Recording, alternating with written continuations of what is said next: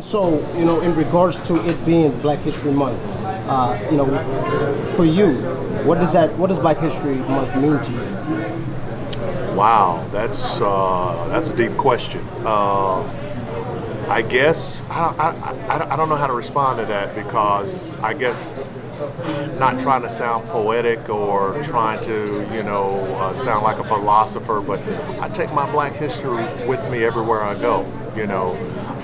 To me, Black history is my son and his accomplishments, or the kids in the neighborhood and their accomplishments. Black history to me is life of any African American.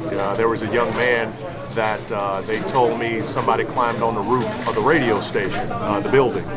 And I said, no way. We have a cage around the ladder, and I end up going up on the ladder, and there was a kid up there. And he was kind of crying, and I said, hey man, you can't stay on the roof, this is dangerous, plus liability issues for the company. But he was crying, and he came down. I said, what are you doing on top of the building, man? It's dangerous. He said, well, my mom passed away, and I'm just at home with my brother, and I'm just going through some things. So my deal is, I try to keep an eye on him. I end up taking him to the station and talking to him, and gave him some gift certificates to Sonic's and a couple other restaurants. So why do I say all that when you say Black history? Like, Terry, they don't have anything to do with Black history. You're leading us, you're chasing rabbits. It's like, well, that's Black history. Because trying to establish a relationship with someone else that they're going through something, and I want the best for this young man. And that happened about a year and a half ago, and we still kind of touch bases with one another. He lives right behind the radio station, so that's Black history. I take Black history everywhere I go. That's well said. And and how you broaden the term where it crosses, kind of racial lines is, in the sense of we are our brother's keepers. Yeah. Well said. And so for people who aren't Black, who are in different cultures, there's plenty of them who are not only associated, but they've grown up with Black folks. Some of them have Black folk in their family. Right. What would you say to those folks, who maybe are not even that knowledgeable about our culture? Any suggestions in regards to how they should celebrate in a rewarding fashion, so to speak?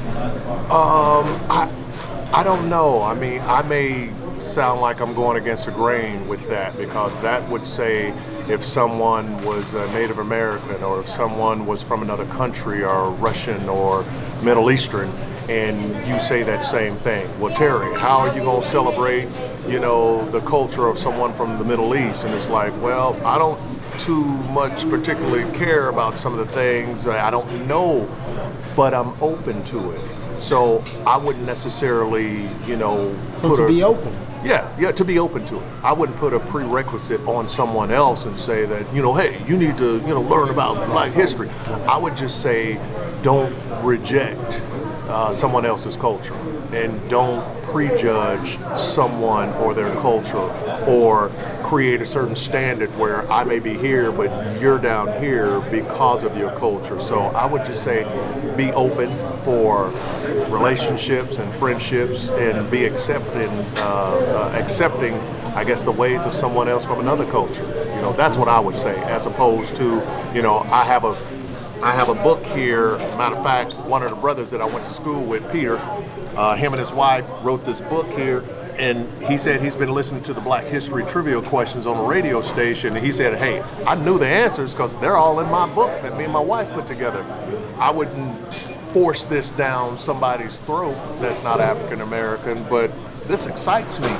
So I would say, at least know and understand, and don't be afraid of another culture. Is there any unsung heroes, here in the neighborhood that you would like to, kind of show an honor to in regards to Black History Month and their significance and influence to our community here?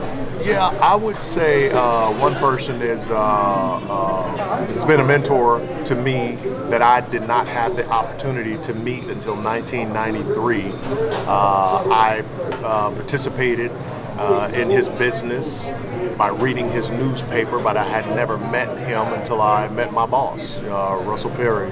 I would say that he's a true trailblazer when it comes to the African American community with his newspaper over the years and with his radio stations. And I'm not just saying that because I work there, but I think he's a true pioneer and someone to be reckoned with, because Perry Broadcasting is a broadcasting entity that's known from coast to coast. So I would say give a shout out to Mr. Perry, seriously.